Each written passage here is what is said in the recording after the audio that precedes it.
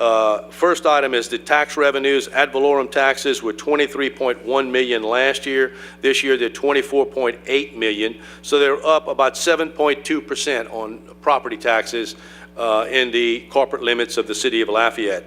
And of course, as you know, 2017 encompassed a reassessment year. Every 4 years, I think the assessor is mandated to reassess properties, and of course this was a reassessment year, so that's obviously part of the reason for the increase, as well as new properties that may have been improved upon, and you're collecting property taxes on those. Now the sales taxes for the city went from 27.8 million up to 28 million, so they're basically flat. They're 0.7% increase. Basically flat on the sales taxes, and you'll see this, we'll look at this shortly, about all sales taxes collected by LCG is basically flat from 16 to 17. Going on with the general fund of the city, total revenues last year were 93.4 million. This year they're 94.9 million. So very close. Mainly the increase is in the property taxes, as we talked about earlier. The expenditures, how was the money spent? The expenditures were spent on general government, public safety, and public works. And here the total expenditures were 83.1 million last year. They're 83.2 million this year. So they're very, very close.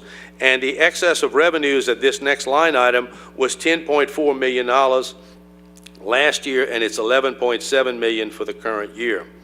Other financing sources, which is transfers in and out, and you see internal transfers. This is the charges which has all been done in accordance with a study that was done a number of years ago to charge the parish for the services that are provided by the city.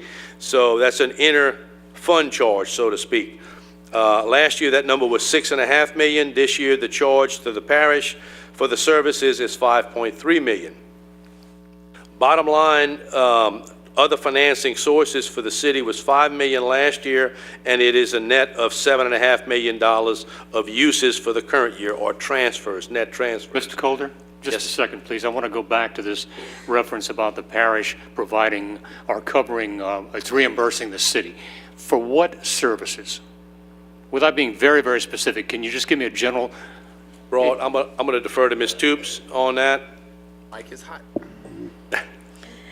There are a lot of general governmental services, all of your expenses, my office expenses, the mayor's, that is paid 100% from the city general fund and through the city parish allocation that we go over each budget. When each department comes up for the budget, I remind you and tell you what the allocation is based on. Based on that city parish allocation, the parish is paying the city back for the expenses that the city paid up front. And that allocation formula is presented every year as part of our budget review process, and part of the approval of the budget is approving the allocation formula, correct? Yes, sir, and it is in the budget book, and the details and the definitions are also in the budget book, and those allocations are approved by the independent cost consultants. Okay, thank you, ma'am.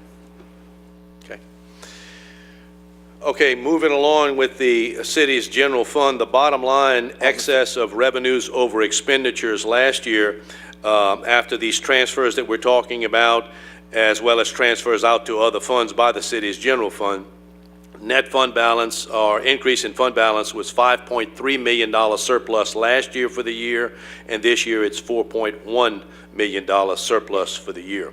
And you can see the fund balance going into 2017 was $44.3 million. The fund balance at the end of 17 at October 31st was $48.5 million in the city's general fund. We'll look at those numbers and see how much of available days of operation and so on in just a moment. Let's move over to the middle two columns, which is the parish general fund. And you can see, of course, the funding sources being the property taxes for the parish. That's up from $3,690,000 up to $3,972,000. It's up again about 7.5%. Same as or similar to the cities, because again, it was a reassessment year. Sales and use taxes, on the other hand, for the city, for the parish, and y'all talked about it just a moment ago, is because of the shrinking base there, the sales taxes for the parish went down from 4.6 million of revenues to $4,573,000 of revenue, a reduction of about 2%, or a shrinkage of about 2% in the sales taxes at the parish level. Now, total revenues, most of the other items are very comparable of the other revenue sources within the parish. General fund, total revenues for the parish general fund last year, $12,884,000. This year, $12,444,000.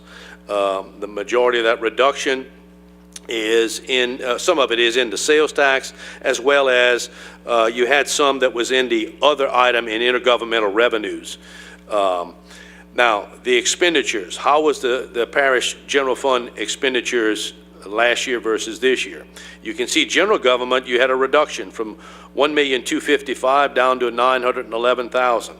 On the public safety, and this is just something it's in the funding of the parish court system, and here it was $3,698,000. It went up to $5,094,000. But I'll point you down to the bottom where you see transfers out towards the bottom portion of the parish general fund. You'll see that number. The transfers out were $3 million last year. They're down to $900,000. What was happening is the parish was basically collecting some of this and was having to transfer it out. This year, we're basically just spending the monies directly into those particular areas in the public safety area. So it's just a matter of how it was funded accordingly and how it was transferred out. Total expenditures for the parish general fund, $5,385,000 last year, $6,340,000 for the current year. The excess of revenues over expenditures last year at this line item was $7,498,000. This year is $6,104,000. The transfers out, of course, as I just pointed out, were a lot more last year. $9.6 million was transferred out versus $6.2 million for the current year. Hence, the change in fund balance went from a sizable deficit of $2,104,000 last year down to $125,000 for the current year as far as the deficit in spending for 2017 in the parish general fund. Mr. Code, 1 second, yes, please. sir. I have a question for Ms. Toops. Lori, as in this area of the review, when you just spoke to Mr. Conk's question about the city is paying 100% of the cost of some things, the parish then reimburses the city or pays them. The transfers out of this parish, is there a correspondence that I could look at right now on this particular document that show what's going out and where it's going into the city? Are you talking the $3 million and the $900,000? I'm assuming that's it. Okay, So- that's not the city parish split. What that was is that was a change in the way we accounted for the criminal court fund. Remember, we had those agreements with the judges and the DA, and we changed that. Right, so with that said, will this chart show us what the parish is paying back to the city for what we have paid on their behalf? The number under that, the 5.3 million versus the 6.5 million. So for the year when it says 2016, that's the end year. So that was fiscal year 2015-16, and we followed the prior administration's city parish allocation schedule.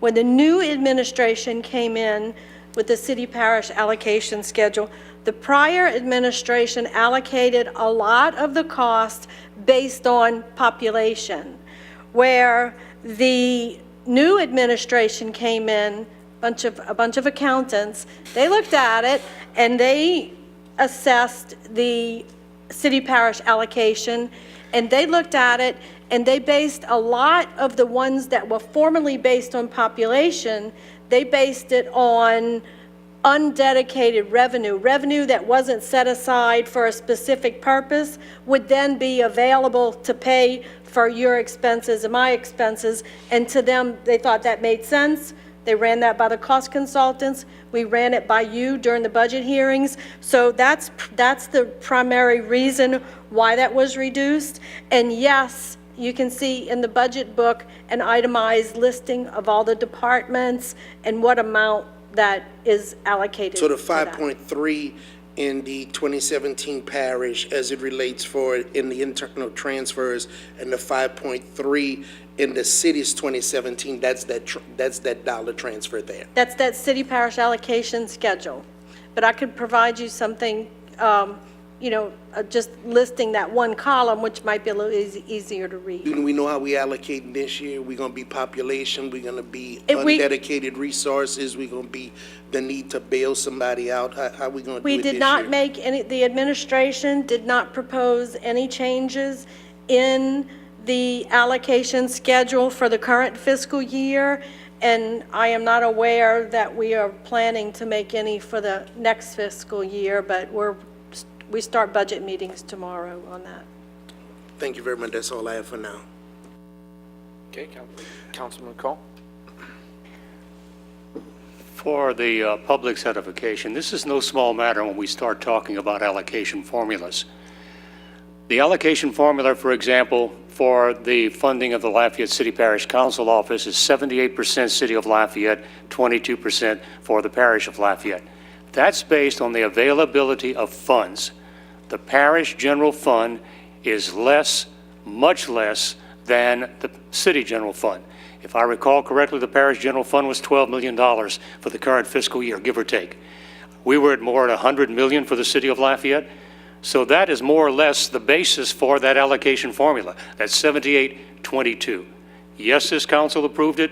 Do I agree with it? No, and it's going to come up again this year. But the public has to understand, the parish does not have the money. So we are trying to be as considerate and understanding of that situation as we move along. Thank you. Okay, thanks.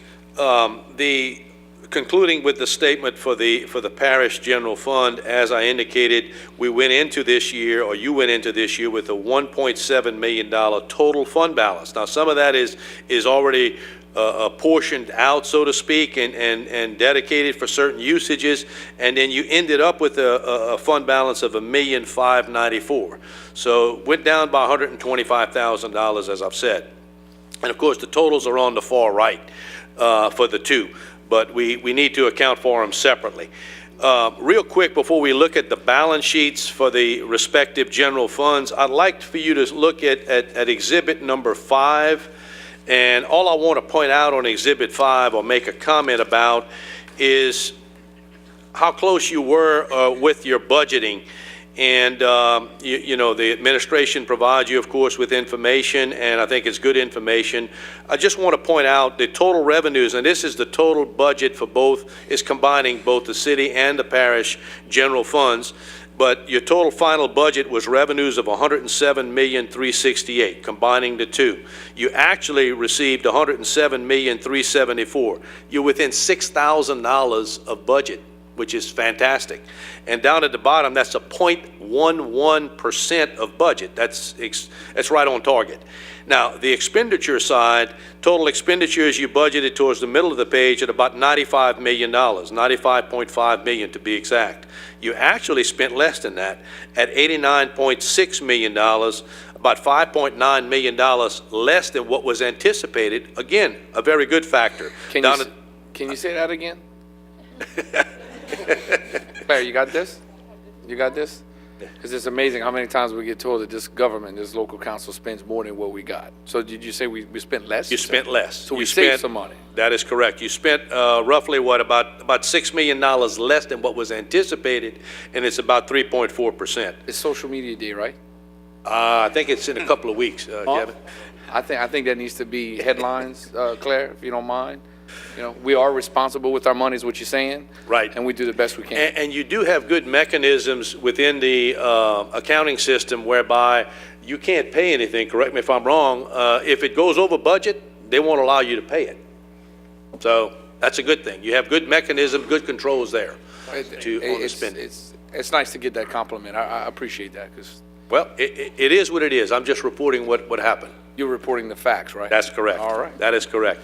Okay, that being said, with Exhibit 5, I would like to now look at Exhibit number 1, and this is the general fund. This is, of course, the general funds of the city and the parish, the balance sheets, or combining balance sheets as well, that's shown the two numbers. But let's focus on the city and then the parish. And the points I want to make is, of course, we already talked about the surplus, and you can see the assets of the city's general fund, about $53.3 million this year versus $47.2 million last year. The liabilities of the city's general fund as of October 31 were $2.8 million last year. They're at $4.9 million for the current year. The net fund balance, which we talked about earlier, is this year it ends up at about $48 million. Last year was $44 million, so we're up about $4 million because of the surplus.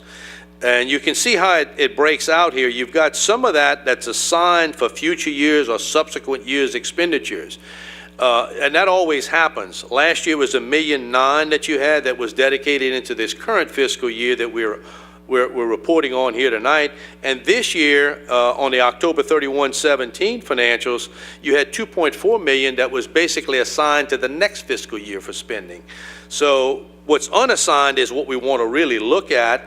And you can see the unassigned for the city was $42.4 million last year. It jumped up to $46.1 million for the current year.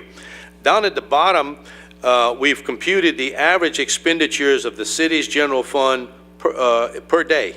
And again, this is based on 365 days a year. You're spending $209,000 last year. This year we spent $213,000. The big thing that I want to point out is the unassigned fund balance. How many days of operation do you have available in your reserve that is unassigned? And it's an important factor. Last year it was 202 days. You should have at least 60 days. You should have at least 2 months. You're at 202 days last year. It's up to 216 days on the city's general fund, which is very healthy. Obviously, the higher the number, the better. So you've got about 7 months of operation here available in the city's general fund. So again, it's not a concern, but just continue to watch it. Now, let's look over at the parish general fund. It's a different situation here. Total assets of the parish general fund last year were $2.7 million. This year we're at $1,989,000. The liabilities, which you owed as of last year, you owed $1 million. This year we only owed $394,000 right at October 31st of 17. Now, the fund balance, and we looked at that earlier on the statement of operations. You ended up the year with a fund balance last year of $1,720,000. And as I pointed out earlier, you always have some that's sometimes committed for incomplete project. You've already spoken for those monies, or those monies are already spoken for. Last year was $519,000. This year down to $404,000. Then you have assigned for subsequent years' expenditures. Just talked about that. Last year that number was $466,000. This year it's $991,000 that you've had to earmark into this current fiscal year that we're in now. That left you with an unassigned fund balance of about $198,000 this year. Very, very small number compared to the operations that you have. Look again at the same numbers at the bottom of the page. The average total expenditures per day for the parish general fund was $32,676 last year. We're at $31,973, so it did go down per day. But look at your unassigned fund balance. You were at 22 days last year, less than the 60 that we like for you to have. You're down to 6 days. And just as a point of reference, it's not shown here, but 15, we were at 80 days. So we've gone from 15 at 80 days down to last year in 16 at 22 days, and now we're down to 6 days as of October 31st of 2017. So again, basically a critical type of stage that you need to be looking at, and I know you're well aware of it, and you're trying to address it. So any questions here? Not seeing any. The next thing I'd like to look at is, well, Brian's going to take over now and go over some of the utility operations Do you want to do communications first? Oh, yeah, okay, I'm sorry. Let's look at exhibit number 4.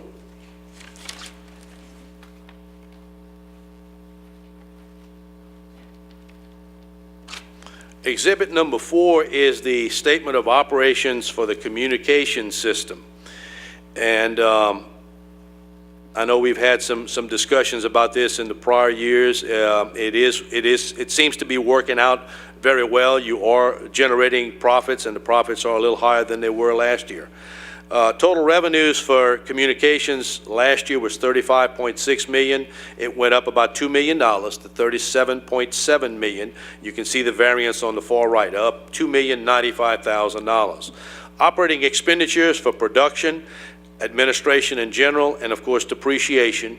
You can see the total operating expenses, $27.3 million last year, $27,772,000 for the current year. And as I said, that includes about $7 million of depreciation. So your operating expenses are up about $482,000.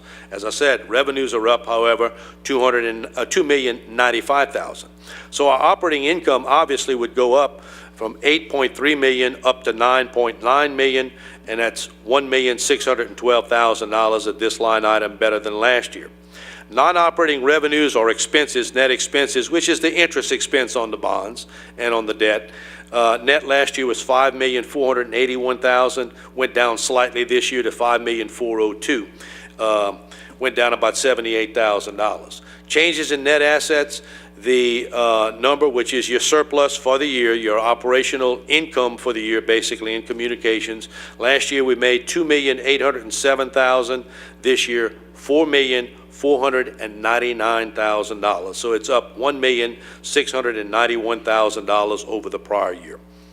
So again, communications is moving, as I think we had talked about this a number of years ago, that once you've covered the fixed costs, most of the increase in revenues, which has been slowing down, most of that increase will drop to the bottom line. And I think it's proven out that way. Any questions here? Councilman Terrio? Yes, sir. A couple of questions, and I've got a lot, but I'm going to probably just hold them down to a few. Council doesn't want to stay here to midnight, I'm sure, but you two, I met with y'all earlier. Let's first talk about what's coming in 2019 based on the communications revenue bonds. On the data that you guys have provided with a comprehensive audit, you're showing that basically, which I know, let me take a step back so I don't confuse everybody. Principal and interest on the communications revenue bonds is what we're talking about here. And initially, we were showing that we were paying $4 million in principal, basically, at this point. Is that correct? That is correct. Right. It's about $4.4 million for next year. Starting in 19, though, there's going to be additional principal and interest of Brian, and we talked about this, about $6 to $8 million that's going up. Is that going to be a concern? If we made $4 million this past year, but yet next year just principal and interest is going to increase, $6 to $8 million, we're going to have to increase substantially in order to offset that. But William, it's $9.3 million in 19. I'm looking at the statement. That's principal and interest. As you said, $4.4 million of principal and about $4.9 million of interest. But think about it this year, and we looked at the cash flow statement earlier with you. I think we paid like $4.5 million of principal, and the interest was like $6 million. So we paid $10 million in principal and interest in this current 10/31/17 financial. And the principal and interest payments is $9.3 million in 2019 fiscal. And what was it last year? It was $10 million last year, because it was $4.5 million of principal and about $6 million of interest. But the comprehensive financial audit report, not this one, but your regular audit, shows an actual increase in the number of payments. But the timing of the principal and interest payment was kind of confusing when you look at the CAFR. So each year, you're only going to pay right around $10 million each year. Brian, would you bring the mic, Brian, would you bring the mic up, please? Thank you. But the way the schedule is showing is because some of it's due right at the beginning of the fiscal year, it's being paid early. So like for this year, it looks like the only thing that's due for 2018 is only 2.8 million in interest, but in fact, they're actually going to pay a principal and interest payment that's due in 19, in 18, and that's going to be about $6 to $7 million on top of the 2.8 that's on that schedule. So on average, it's around 10 million a year. But there's going to be an increase in the amount that's going to have to pay. Actually, it won't be an increase. It's going to be right around the same. But let me ask you this, with all the loans that we have, and I know we're paying minimum amounts, you've got the amount that's owed to the revenue bonds, you've got some fiber assets, you've got all these notes that we're paying them a minimum amount on, a very small amount, because I went and looked at them. You've had one, I forgot, what was it, say, it was 150,000, that was taken out in whatever, say 12, and I don't have it with me, but to be specific, we still owe 146,000 on it. And there are a number of loans in the millions that are like that. So are we going to continue paying the minimal amounts on this throughout the life of the loan? The loans and the bonds were basically scheduled to where you had more interest being paid on the front end to allow the system time to get fully operational and turn a profit. So it's more on the back end, and I want to say maybe 17 and 18 is really when you start seeing larger principal and interest payments. And Terry, you may want to chime in.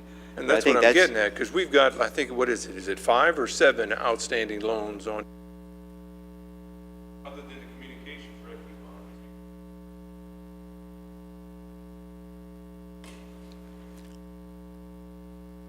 bonds. Mr. Terrio, you asked a question that the folks on Wall Street ask every year. So it's perfectly legitimate. I can't find the page in the audit book, but let's see if I can explain what happens. So what he's doing is he's telling you our debt service for the next few fiscal years.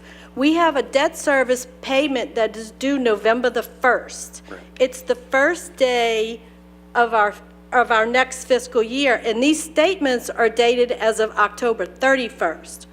So let's say around October 25th, because we don't want to wait till November the 1st, the payment's got to go through the wire and everything, we make that payment. So when he tells you what's due next year, he's going to reduce it by that payment we made a week before the end of these financial statements. But the year after that, he's going to tell you what is due November the 1st, even though he knows we're going to pay it early. So it does look like there's that big jump, but it's all just because that payment is due the first day of November in any year, and we're actually paying it before. So he's going to tell you, hey, they made that payment, so they don't owe a November the 1st, 2017 payment because they paid it on October the 25th, 2017. But when it comes to November the 1st, 2018, technically, we still owe it. So that's why they look like there's that big discrepancy. So in essence, you're paying the 18 principal and interest, or say principal in 17. That's correct. A couple of days before. Well, we're paying it in 18, we're paying it in October versus November the 1st. And I'm not joking, I get that question every year from the same rating analysts wanting to know why the principal is jumping up. But if you would look at page 69 of the CAFR, of the Comprehensive Annual Financial Report, at the bottom of 69, you can see the amortization schedules for the principal and interest payments, and they're approximately $9.3 million every year scheduled out. We have to show 5 years, which it shows, and it's $9.3 million every year, principal and interest. And then from 23 to 27, which we have to show 5 years, it's $52 million. So it's about $9 to $10 million a year through the life of the bonds, William. Yep. And that's specifically on the communications revenue Yes, sir. bonds? Yes, sir. Okay, now, dealing with the other outstanding ones that we have, Brian, you want to fire away on that? Because earlier you mentioned that these are all interest heavy on the front end. But on the bonds are geared that way as well. You're paying heavier on the interest on the front end of them.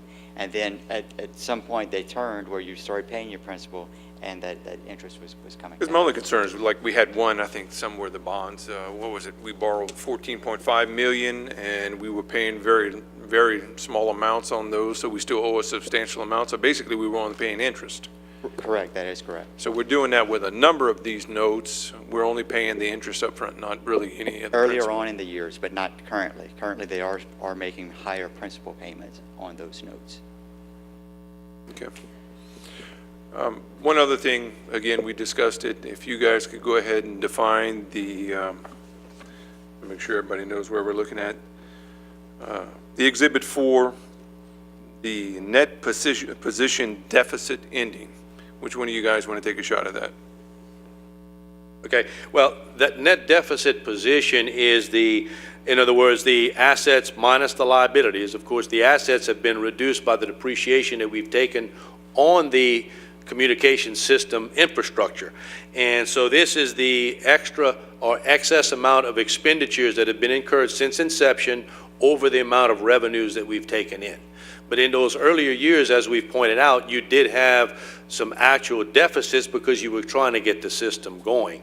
So it is a deficit of about $48 million, the net assets at book value, of course, and minus the liabilities that have been incurred. So it is because of that. Most of this, or more than an excess amount of this, like $75 million of this is depreciation. So the $48 million is mostly been because of the depreciation of the assets.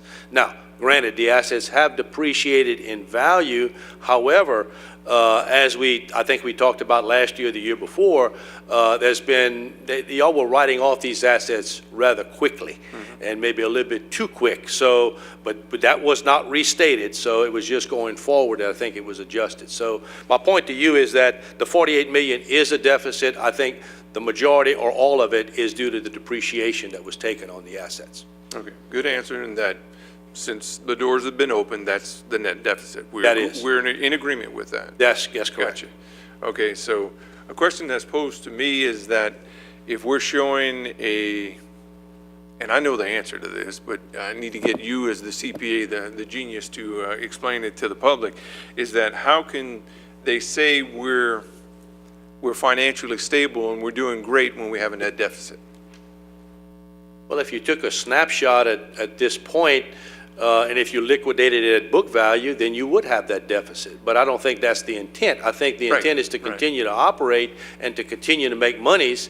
And these assets, once they're fully depreciated, they're fully written off, you will have no deduction for those. And so consequently, your profits will even be higher, and you'll get into a fiscally sound or balance sheet or positive deficit, not a deficit, but a positive position. And I think that's the intent, because you're writing off those assets, or you've written them off rather quickly. I think there was a study performed, and we had written them off, or you had written them off a little bit too quick, maybe in some cases. But that being said, I think that's what started the process of having this deficit that's here today. But absolutely, if we liquidated at book value, that deficit is definitely there. Okay, guys, thank you. That's all I have. You're still up, Brian. What's that? You're still up. I'm still up? All right. All right, if y'all want to turn to Exhibit number 7. Exhibit number 7 is is basically the income statement for LUS. It shows all your revenues and expenses that were incurred by the separate divisions. If you want to look at electric first, if you look at 2016, your electric revenues, your sales to customers, $173 million. It did go up about $1.6 million in 2017, whereas you end up at about $175,528,000. Below there, you have your operating expenses for the electric division, $159,241 for 2016. That did go up right around $6 million from 2017, where you end up at $165,384,000. And the main increase in there, if you look at the very first item on your operating expenses, you have the production and collection. You can see you're at $96 million for 2017. That line item was only $92 million for 2016. So that's one of your major areas of increases. Overall, how you came out, your total revenues, less your expenses for 2016, you had an operating income of right at $14.6 million. In 2017, you end up with right about $10.1 million. It was a decrease in your overall operating income. However, in talking with Terry and his staff, that was a planned decrease. They had some excess reserves, fueling reserves, they were trying to deplete over those past two, in fiscal year 17 and also in 18. So that reduction was planned by Terry and his staff. The next one is your water division. For 2016, you had operating revenues of right at $18.3 million, increased right about $1.2 million in 2017. You're at $19.5 million. For 2016, your expenses in the water division, you had $20.2 million of expenses, and that was actually up only about $200,000 from 2017. You end up at $20,469,000. So you see the effect of that. You had an operating loss at that line item of about $1.9 million for your water for 2016. That loss was decreased in 2017 to right at $946,713 of an operating loss. There was a rate increase that was implemented in 2017 and 18, and you can see the effect of that. You went from 1.9 down to 900,000 of a loss, and you should see another increase, so to speak, in 2018, where we would expect that your operating loss, so you basically break even. Right next to there, you have your sewer. Your sewer revenues for 2016, right at $28.8 million. That was up about $1.6 million in 2017. You ended up at $30.3 million. The expenses, you're at $26.7 for 2016, only up about $700,000 in 2017, where you end up at $27.5 million. The overall impact, your operating income for 2016, you're at $2 million. In 2017, you increased your operating income up to $2.8 million for the sewer division. So in recap, in total for all your systems, 2017 you had right at $225 million of revenues. You had right at $213.3 million of expenses. Your operating income at that line item right at $12 million for the year. Combined with your non-operating expenses of right about $6.5 million. And also you had some capital contributions of $338,000. You end up with an operating income of the overall in LUS of right at $5.9 million. That combined with your net position at the beginning of the year of $505 million, you end up with your net position at the end of the year of $511,108,000. Any questions on any of the LUS items? Well, I don't see anything from any council members. Bert, do you have some closing comments? I would like to thank you because in the past I have been very persistent in clarifying the differences between parish and city in this consolidated form of government. Let's go one point further.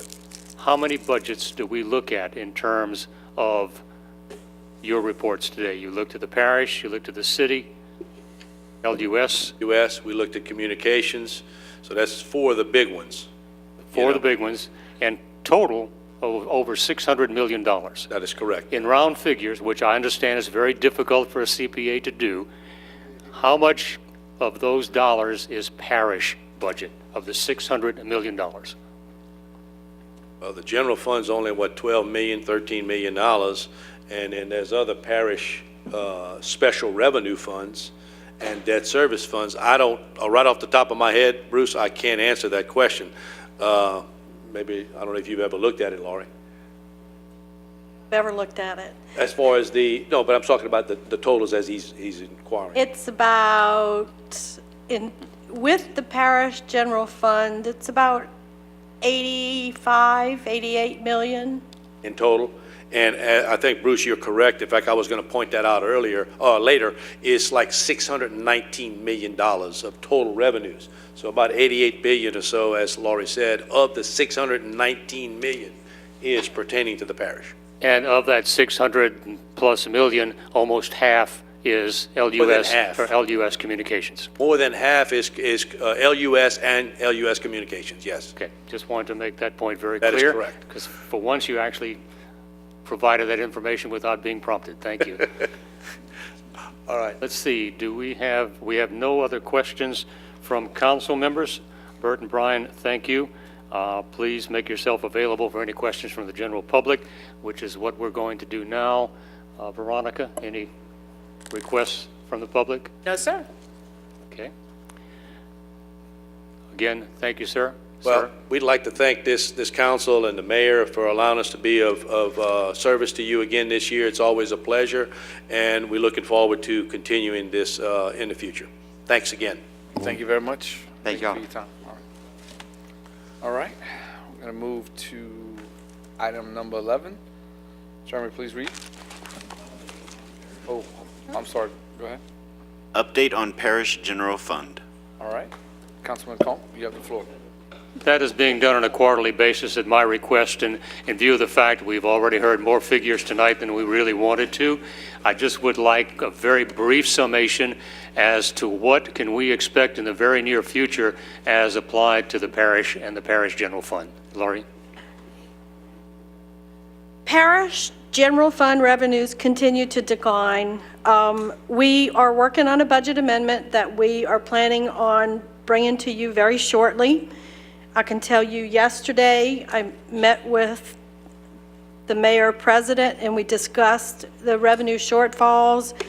Today is a new story because I got updated sales tax figures and it really wasn't good.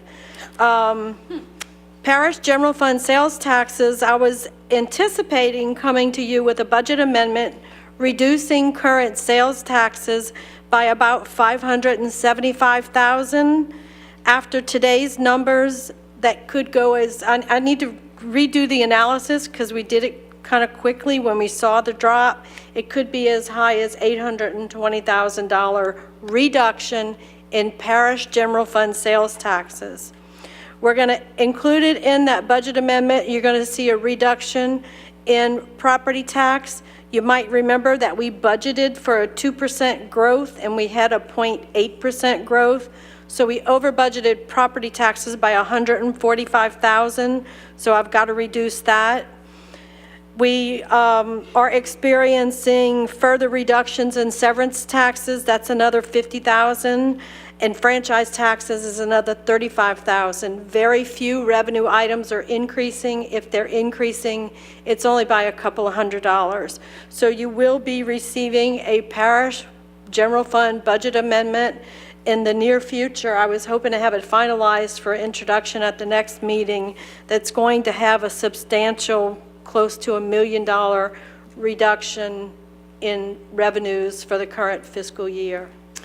Going back to the comment that Mr. Colder made that we have 6 days of operating funds in reserve for the parish, that's going to drop significantly. Am I correct in that? You'll be down to 4 days. I'm not a CPA, I'm just, I'm not sure after receiving today's sales taxes numbers if we're going to have any reserve in the parish general fund. Give me a couple of days to work on those new sales tax numbers, but it's not looking better. I'll leave it at that. Thank you. and how do, Laurie, when it comes down to the roads and bridges, we utilize whatever fund balance we have in the general fund? We do projects out of that, right? Not in the parish general fund. We use the fund balance in, those are different funds. Okay. And those are primarily property tax. So we do have a little bit of an over budget in property tax in those funds also, but neither one, roads, bridges, drainage, they don't receive or use any sales tax. So while we've experienced the slump in sales tax, it's really just killing the general fund, but is not having. That's what we pay fire protection services out of. That's Yes. what we pay the courthouse, the jailhouse. That's what we pay the state mandates State out mandates. of. The coroner, the DA, the judges, registrar of voters, all those things, and All of the parish obligations that we're supposed to. all the parish obligations. The other funds are funded by dedicated taxes that aren't necessarily mandates, but are necessary to keep our government moving. Okay. All right, Mr. Conk, that was your floor. All right, Literally. okay. Councilman Boudreaux, I saw you had hit the mic, you good? Okay. All right. Thank you, Ms. Toops. All right, moving along to ordinances for final adoption. Chairman, can you please read?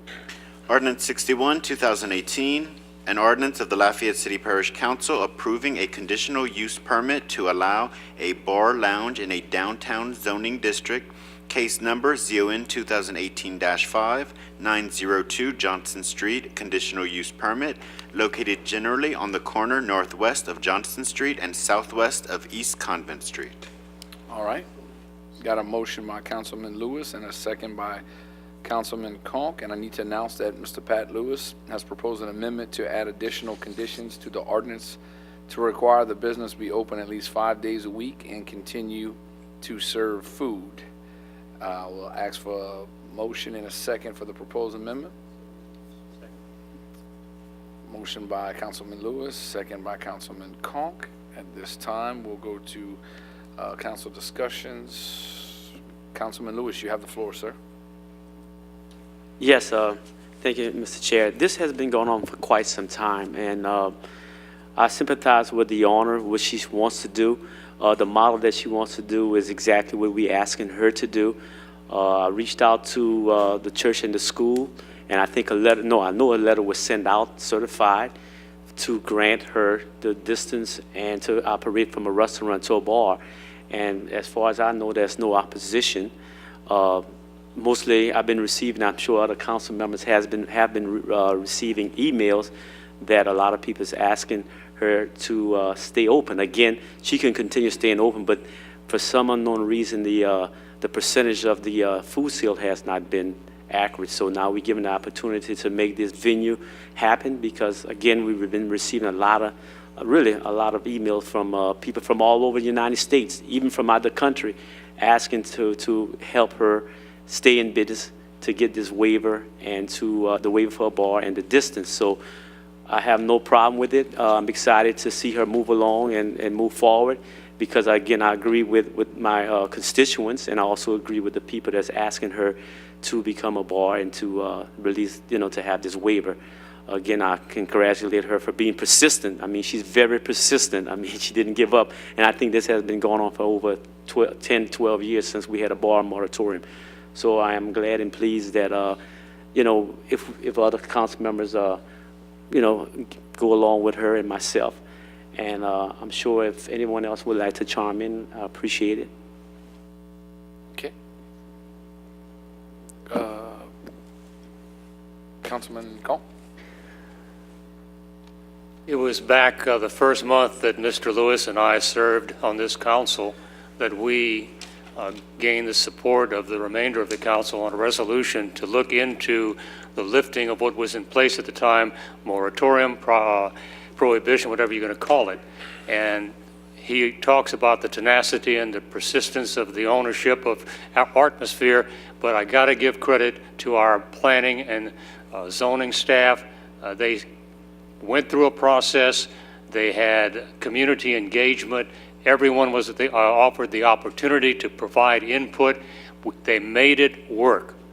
It took longer than I personally expected, but we came out with a product, and you see the end results tonight with the first applicant for a conditional use permit. So thank you to the ownership of Atmosphere and also to our staff. We took our time. We did it right. Thank you.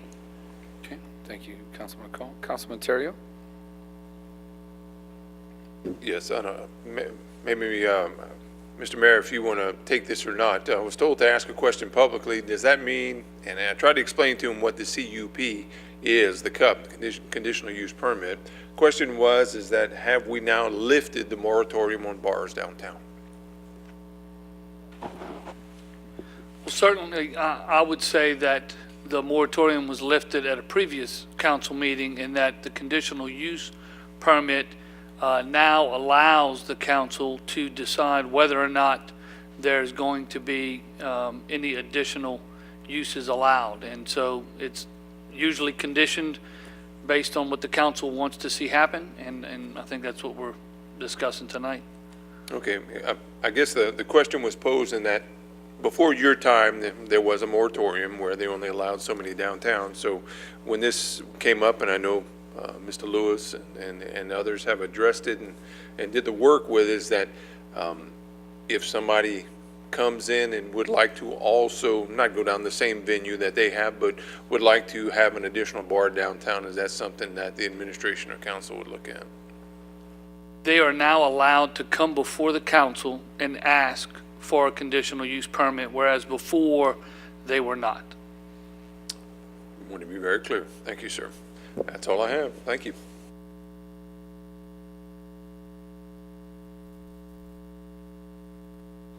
Councilman Lewis, you have the floor. Yes, Mr. Terrio, and I'd like this to be noted, put everyone on, not on notice, but let people know that it was very complicated, and like Mr. Bruce said, we've been working on it quite some time, and thanks to the staff.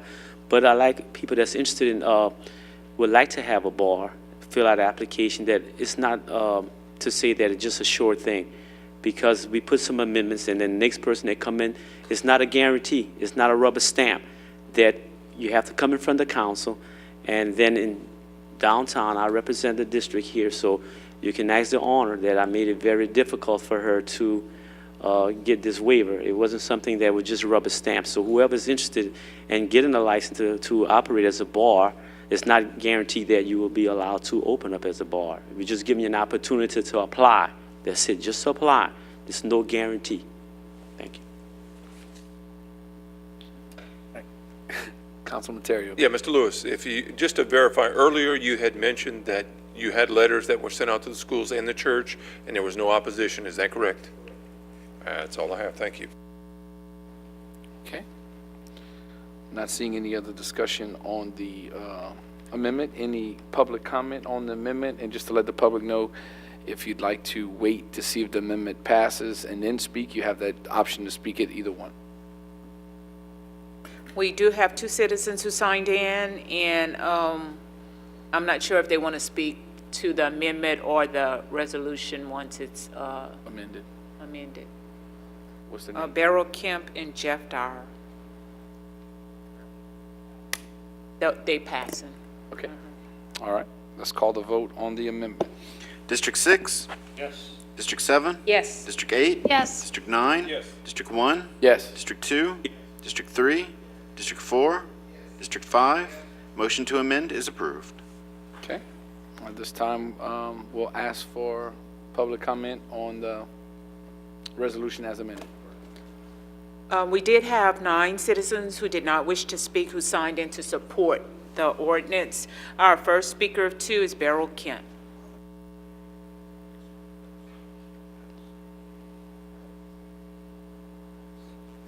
And as she's coming up, it may be getting a little warm in here. We do have a call out to the maintenance for air conditioner service. And for everybody's knowledge, I did meet with facilities maintenance, and they are looking to replace all the air conditioning systems, so.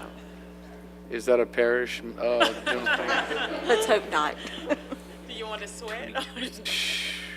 No, get it paid. For once, I won't need my 5 minutes. I'm going to keep it really brief and just say thank you. Thank you to everybody. I know this was hard work. I know firsthand this has been difficult. I hope from this point forward, for all of Lafayette's sake, that it gets a little easier and we get in a routine and we do these kind of things, because I think it's a very good, progressive idea. And I hope for downtown that it makes some improvements to what we see as businesses. I mean, we had the first part of this meeting talking about the need for sales tax. Well, you're not going to have sales tax if businesses aren't thriving.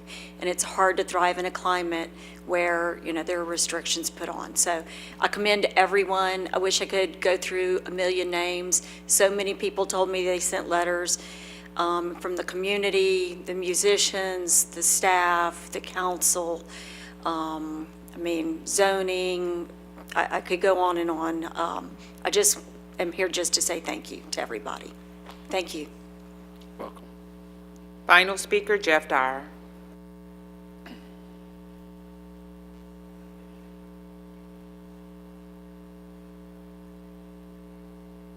Good evening, Council. Jeff Dyer, Downtown Development Authority. I'll be brief. I also want to thank you for really seeing this process through. We've done a lot over the last 2 years, and it's great to actually see the fruits of our labor here. And also want to publicly thank our administration for their hard work. And on our part, the DDA, I would really hope to encourage bars and institutions who support our cultural economy in a positive way to come forward with their concepts, and I would hope that the council would give them a fair shake at it and see them through to success should they contribute positively to our downtown. So again, I thank you. All right. Thank you very much. Appreciate it. No other speakers? Okay. Can you please call the vote on the ordinance as amended? District 6? Yes. District 7? Yes. District 8? Yes. District 9? Yeah, beers, man. Okay. District 1? Yes. District 2? District 3? District 4? District 5? Motion to adopt as amended is approved. Resolution 38, 2018, a resolution of the Lafayette City Parish Council granting a waiver of the distance requirements of Section 636A1 of the Lafayette City Parish Consolidated Government Code of Ordinances relative to the holding of an alcohol beverage license at the premises of Atmosphere establishment to be operated at 902 Johnson Street in the city of Lafayette, Louisiana. I got a motion by Councilman Boudreaux. Second by Councilman Conk. Any council discussion? Seeing none. Public comment? We did have 9 citizens who did not wish to speak, who signed in to support the resolution. We do have 2 speakers, the first of which is Beryl Kemp. She will be followed by Jeff Dyer. Do you want to pass? Pass. Pass. Both passed. Please call the vote.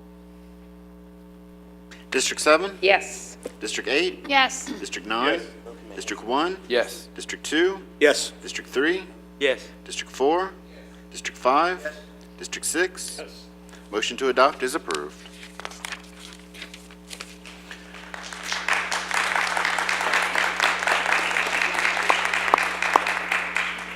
Ordinance 62, 2018, an ordinance of the Lafayette City Parish Council authorizing the Lafayette Mayor President to donate 5 surplus Ford Crown Victoria from Lafayette City Parish Consolidated Government to the New Iberia Police Department in accordance with Louisiana Revised Statute 382319.21. Motion by Councilman Bellard and a second by Councilman Terrio. And I have to announce that legal has proposed an amendment to remove the words advertised of from the final section of the ordinance. I have a motion for the amendment by Councilman Bellard and second by Councilman Terrio. And at this time, I will move to council discussion on the amendment. And Councilman Terrio, you have the floor, sir. Let me do this. I'd rather wait. Let's go ahead and do the amendment, vote on the amendment, and I'll discuss it afterwards. Thank you. All right. Any public comment on the amendment for the ordinance? Okay. Call the vote, please. District 8? Yes. Yes. District 1? Yes? District 2? Yes. District 3? Yes. District 4? Yes. District 5? District 6? Yes. District 7? Motion to amend is approved. Okay, we'll go ahead and give the floor to Councilman Terrio on the, Yes, if I'm not mistaken, Mr. Mayor or Ms. Toops, I don't know if one of you guys want to look at this. I think some of this, I was contacted and I didn't see it, but somebody mentioned they saw this on the news that Lafayette was going to be donating some units to New Iberia. Are these the units that we're aware of? This was like 2 or 3 nights ago. They showed that Lafayette was actually giving them units, donating them. which news reported that? Social media, I can't say. It's, I would assume, which isn't safe, I get it, but because the ordinances are published ahead of time, that someone would have read this and reported it. So I would guess that it is in fact the same 4 or 5 units. And as you may know, I felt like this was a unique situation because New Iberia is setting up their own police department after a number of years of consolidation, and so they're basically starting from scratch, and I thought that it was important that we showed support for their law enforcement agency by helping out in this small way. And to follow up on that, Mr. Robideau, is that the discussion I had was that they were initially under the assumption we were giving them some fairly new vehicles from the police department. I'm guessing here that these are units that have been, with our force for some time, and we're giving them units that have been replaced in order for them to start their process. Is Yeah, that these were correct? either going to go to auction, would have been the option. And rather than send them to auction and get minimal value, we felt like it was a better gesture to help out the law enforcement agency in New Iberia. Very good. Just want to clear that up. Thank you so much. That's all I have. Okay. Just want to make a note, dear friend of mine, Ian, is reporting that KETC was the news media that reported that, so. Huh? Yeah. So, that's a good thing, It's all public. It's all public record, and that's good. All right, any public comment on the ordinance as amended? All right, let's call the vote, please. District 8, Yes. District 9, Yes. District 1, Yes. District 2, Yes. District 3, District 4, District 5, District 6, District 7. Motion to adopt as amended is approved. Ordinance 63, 2018, an ordinance of the Lafayette City Parish Council authorizing Lafayette City Parish Consolidated Government to dispose of one surplus EcoMaster disc repair system which is no longer needed for public purposes to Elm USA for a total price of $8,000. Got a motion by Councilman Bellard, and I have a second by Councilman Conk. And we have to make another announcement that legal has proposed an amendment to remove the words advertisement of from the final section of the ordinance. And we have that motion by Councilman Terrio, and then I have that second by Councilman Conk.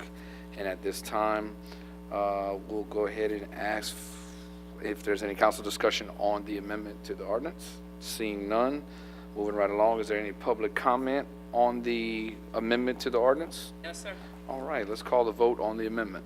District 9, Yes. District 1, Yes. District 2, Yes. District 3, Yes. District 4, District 5, District 6, District 7, District 8. Motion to amend is approved. All right, any public comment on the ordinance as amended? No, sir. All right, please call the vote on the adoption of the ordinance as amended. District 9? Yes. District 1? Yes. District 2? Yes. District 3? Yes. District 4? Yes. District 5? District 6? Yes. District 7? District 8? Motion to adopt as amended is approved. Ordinance 65, 2018, an ordinance of the Lafayette City Parish Council authorizing the Lafayette Mayor President to sell at public or private sale certain surplus property consisting of a 1,375 square foot wood frame house located at 1010 Mud Avenue, Lafayette, Louisiana 70501 that is no longer needed for public purposes. Motion by Councilman Bellard and a second by Councilman Boudreaux. I have to announce that legal has proposed an amendment to remove the words advertisement of from the final section of the ordinance. Need a motion and a second to consider. Councilman Bellard and a second by Councilman Cook. Any discussion on the amendment to the ordinance? Councilman Boudreaux, you have the floor, sir. Thank you. Who's handling this particular property? This was one of the former firehouses? Yes, sir. Okay. So are we getting rid of firehouses? Are we no longer providing that service? What was determined about getting rid of this, no longer needed for public service? I don't know that they're getting rid of the fire relocation houses, but this one is in very bad repair. It's not habitable, and so we need to go ahead and sell it. Okay. Can someone say how many houses we have in our inventory for relocation for fire victims? I'm not positive. I would think it would probably be about 3 or 4. We don't have that many any longer. I'm sorry. We don't have that many relocation homes any longer, about 3 or 4 maybe, that I know of. So we've been depleting that inventory? Yes, sir. So I'm going to request that we look at our goals and objectives as it relates to that. If we're continuing to get rid of and we're not replacing or replenishing. I want to know what's our plan to serve that situation if and when those fires happen and the department has to place someone in emergency shelter. So as we've been removing the language, and thank you, ladies, this is going to be for legal. As we've been removing the language, this is going to allow the mayor president to sign off on a sale without having to go through a bid, is basically what's happening here? Is that they could directly work with someone who's interested in this property? Well, actually, I believe they would still have to follow whatever statutory requirements there would be for the sale of public property. And it would be sale of the house only, not the land. Right. So this is going to be sold to be moved? That's my understanding of the intent, yes. Yes, that they want to attempt to sell the structure itself to be relocated off of the property that will remain in the hands of us. Okay. That's So correct. that's correct? Yes, sir. There are some issues with the land in terms of how it was given to us. There are some conditions in that land purchase, so we can't divide that property and sell the land. So we're going to just try to sell the house. Right. So the land was donated initially to the government and then the home was built on it for this purpose, or was it home and land? Actually, the documents are so old, from what we could find, it goes back to like 1915. We aren't sure if the house came with the land or was built after. We couldn't find anything definitive about it, but we worked with Tammy Pratt with legal, and she's the one that said this is probably the best way to do it, just because we know we have the issues with the land itself. Okay. So I just, on my request, Mr. Mayor, can you assign that to someone? I really am concerned that we used to have a good fleet of fire homes for when we had victims within our jurisdiction for placement purposes in emergency shelter, and that has been depleting. And I think now we may be down to as few as 3, and I'm sure there might be even older, Yes, a little sir. old, and it may be a matter of time. So if we're getting rid of and not replenishing, I want to see we have a plan in place as we move through this process. Thank you. Thank you, Paul. Thank you, Councilman Boudreaux. Not seeing any other council discussion on the ordinance as amended. Any comment from the public? No, ma'am? Okay. Can you please call the vote on the adoption of the ordinance as amended? The vote is on the amendment. Okay. Call the vote on the amendment. District 1? Yes. District 2? Yes. District 3? Yes. District 4? Yes. District 5? District 6? Yes. District 7? District 8? District 9? Motion to amend is approved. Okay, is there any public comment on the ordinance as amended? Okay, now can we call on the vote on the ordinance as amended? District 1? Yes, ma'am. Yes, sir. District 2? Sir. District 3? Yes. District 4? Yes. District 5? District 6? Yes. District 7? District 8? District 9? Motion to adopt as amended is approved. Ordinance 73, 2018, an ordinance of the Lafayette City Parish Council declaring the double-wide mobile home located at 2217 Cornwall Drive, Lafayette, Louisiana, owned by Denise Judice Johnson, care of Gerald J. Block, attorney appointed, to be dilapidated and dangerous to the public welfare and ordering the condemnation of same. Got a motion by Councilman Boudreaux and a second by Councilman Terrio. Any council discussion? I am seeing none. Any public comment? Okay, can you please call the vote on the ordinance? District 2? Yes. District 3? Yes. District 4? Yes. District 5? Yes. District 6? Yes. District 7? Yes. District 8? District 9? District 1? Yes. Motion to adopt is approved. Ordinance 74, 2018, an ordinance of the Lafayette City Parish Council amending the fiscal year 17-18 operations and maintenance budget of the Lafayette City Parish Consolidated Government to make appropriations adjustments within the Utilities Department. Motion by Councilman Conk. Need a second by Councilman Cook. Any council discussion? I am seeing none. Any public comment? Yes, sir. Okay, can you please call the vote? District 3? Yes. District 4? Yes. District 5? Yes. District 6? Yes. District 7? Yes. District 8? Yes. District 9? District 1? Yes. District 2? Motion to adopt is approved. Ordinance 75, 2018, an ordinance of the Lafayette City Parish Council providing for the abandonment of the 28-foot servitude of passage and utility servitude on the property of Ann Turbo and Janine and Martin Branch located in the 400 and 500 block of Slim Smith Road. Got a motion by Councilman Castile, and I got a second by Councilwoman Cook. Any council discussion?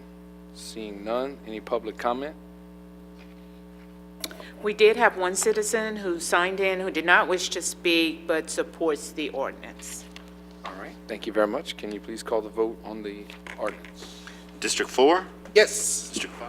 Yes. District 6? Yes. District 7? Yes. District 8? Yes. District 9? Yes. District 1? Yes. District 2? Yes. District 3? Yes. Motion to adopt is approved.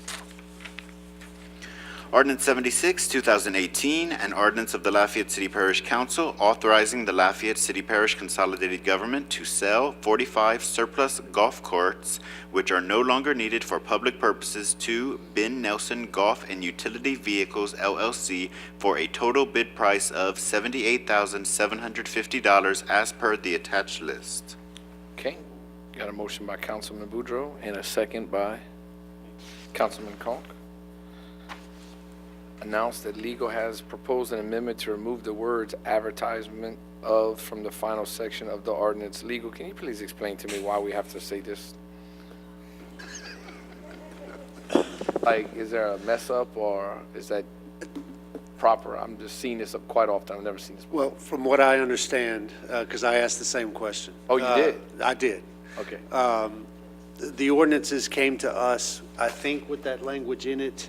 Once legal took a look at it and it had already gone through the pipeline, we realized that the advertisement of was not accurate and Okay. wasn't consistent with the statute. The effectiveness is upon adoption, not upon advertisement of adoption. So Okay. we had to clarify that. Thank you. Thank you for the clarification. Sure. Moving forward, we have a motion on the amendment by Councilman Conk and a second by Councilman Boudreaux. Any discussion on the proposed amendment? Seeing none. Any public comment on the proposed amendment? No, sir. Okay, please call the vote on the amendment. District 5? Yes. District 6? Yes. District 7? Yes. District 8? Yes. District 9? District 1? Yes. District 2? Yes. District 3? Yes. District 4? Yes. Motion to amend is approved. Okay, and no, I'm not seeing any council discussion on the ordinance as amended. Any public comment? No, sir. All right, please call the vote on the ordinance as adopted. District 5? Yes. District 6? Yes. District 7? Yes. District 8? Yes. District 9? District 1? Yes. District 2? District 3? District 4? Motion to adopt as amended is approved. Ordinance 77, 2018, an ordinance of the Lafayette City Parish Council adopting an update of the official drainage map of the Lafayette City Parish Consolidated Government and of the Lafayette Parish Drainage District established by Ordinance 289, 2001. Got a motion by Councilman Conk. I have a second by Councilwoman Cook. And moving to council discussion, Councilman Terrio, you have the floor. Yes, Mr. Dubrock, I think you're here to give us an update on what exactly is going on with here. I think some of the people have questions. Is the FEMA map interpreted in this? Of course, it's not. So just to give the public and those watching and listening. This is simply a map that identifies the channels that we have adopted through the years as public drainage ditches. That original map from many years ago was an imperfect document, and through the efforts of my predecessor and continuing with me, we've promoted a continual process of correcting the map and adjusting it and making those types of graphical revisions to make it an accurate map. I know I'm putting you on the spot, Mr. Dubrock. Off the top of your head, any idea how many miles we're talking about of drainage laterals that you're aware of? I have so many of those random numbers in my head, but I Yeah, think it's I like got you. 480 miles of channels. A lot. All right. One final thing, too, and you don't need to answer, but to maybe check into it. A lot of people are wondering when the latest FEMA map will be or come before the council or be adopted. A lot of questions about people asking that, especially now before hurricane season. Well, the new maps or the preliminary maps will be the new maps. And so if you want to know what the new maps are going to look at, like, it looks like the preliminary maps that we've been using for 2 to 3 years now. And so those are the maps that will be formally adopted. There was a confusion with the way that the process was advertised through FEMA in the national registers, and so they basically had to start over again with that process. It had no effect other than delaying the formal acceptance. And so those maps are the maps that will be adopted. Okay, well, thank you so much. I appreciate it. That's all I have, sir. Thank you. Okay. Not seeing any other council discussion. Any public comment? No, sir. Okay, please call the vote. District 6? Yes. District 7? Yes. District 8? Yes. District 9? Yes. District 1? Yes. District 2? Yes. District 3? District 4? District 5? Motion to adopt is approved. Ordinance 78, 2018, an ordinance of the Lafayette City Parish Council declaring the Lajeunesse Road Lateral 1 Bayou St. Clair Bridge Replacement Project a public necessity and authorizing the acquisition of the necessary rights-of-way, immovable property, and other property rights requisite to the construction of said project, either on an amicable basis or through the use of the expropriation process if necessary. Got a motion by Councilman Castillo, and I have a second by Councilman Lewis. Any council discussion? Seeing none, public comment? No, sir. All right, please call the vote. District 7? Yes. District 8? Yes. District 9? Yes. District 1? Yes. District 2? District 3? District 4? District 5? District 6? Yes. Motion to adopt is approved. Ordinance 79, 2018, an ordinance of the Lafayette City Parish Council authorizing the Lafayette Mayor President to enter into a maintenance agreement between the Lafayette City Parish Consolidated Government and the State of Louisiana Department of Transportation and Development concerning the maintenance of state roadways to include mowing and litter pickup. Motion by Councilman Bellard, second by Councilman Conk. Council discussion. Councilman Conk, you have the floor. Quick question, will this work be performed by our employees, or will this be formed out to inmate crews? Mr. Dubrock? That, I can say 95% certain that it's our crews will be doing that particular work.